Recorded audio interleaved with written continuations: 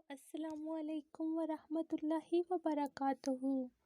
امید کرتی ہوں اللہ کے فضل و کرم سے آپ سب ٹھیک ہوں گے۔ آج کا ہمارا ٹاپک ہے کہ جسم بیچنے والی عورتوں کی حقیقت کیا ہے اور ان کی اقسام کتنی ہیں اور ان کا ایسا کرنے کی کیا وجہ ہے۔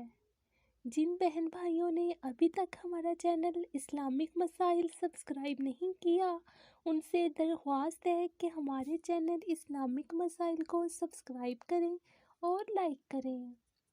میرے پیارے بھائیوں اور بہنوں، میرا ویڈیوز بنانے کا مطلب یہ ہوتا ہے کہ آپ لوگوں کو جانکاری حاصل ہو اور آپ کے سب مسئلے حل ہو جائیں۔ آج کا ہمارا ٹاپک ہے بازاری عورتوں کی کتنی اقسام ہیں اور وہ کون کون سی ہیں۔ بازاری سے مراد جسم بیچنے والی عورتیں ہیں۔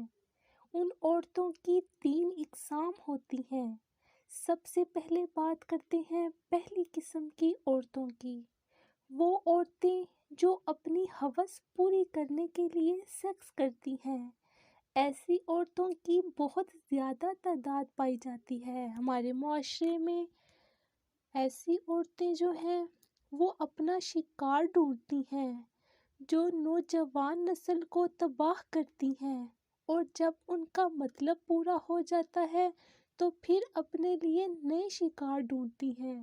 ایسی عورتیں نفسیاتی مریض ہوتی ہیں اور جب تک ان کی ہوس پوری نہیں ہوتی انہیں سکون نہیں ملتا۔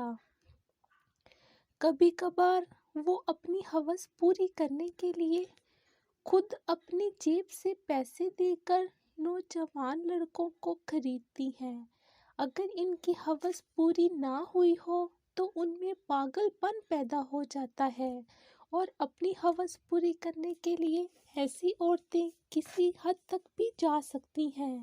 ایسی عورتوں کو چاہیے کہ اپنا علاج کروائیں، اور اگر ہمارے ارد گرد ایسی عورتیں رہتی ہیں تو ہمیں اپنے بچوں کو ان سے بچانا چاہیے تاکہ ہمارے بچوں کا مستقبل خراب نہ ہو۔ اس کی وجہ یہ ہے کہ ایسی عورتیں پتہ نہیں کتنے مردوں کے ساتھ سیکس کرتی ہیں، جس کی وجہ سے بہت سی بیماریاں پھیلتی ہیں۔ دوسری قسم کی عورتیں جنہیں پیسوں سے بہت پیار ہوتا ہے۔ ایسی عورتیں پیسوں کی خاطر کچھ بھی کرنے کے لیے تیار ہوتی ہیں، اور انہیں سب سے آسان کام جسم فروشی لگتا ہے، جس میں ان کو مزہ بھی آتا ہے اور پیسے بھی مل جاتے ہیں۔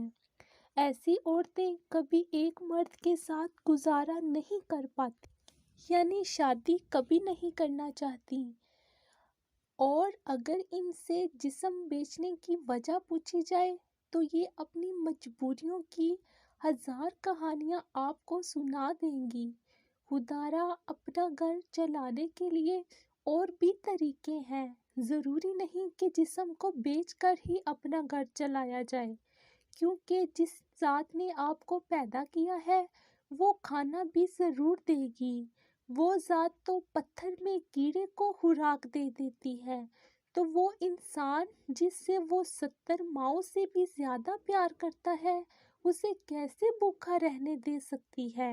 یعنی ایک ماں جتنا اپنے بچے سے پیار کرتی ہے، اللہ پاک 70 گنا زیادہ انسان سے پیار کرتا ہے۔ ایسی عورتوں کا انجام دنیا اور آخرت دونوں میں ہی بہت برا ہوتا ہے۔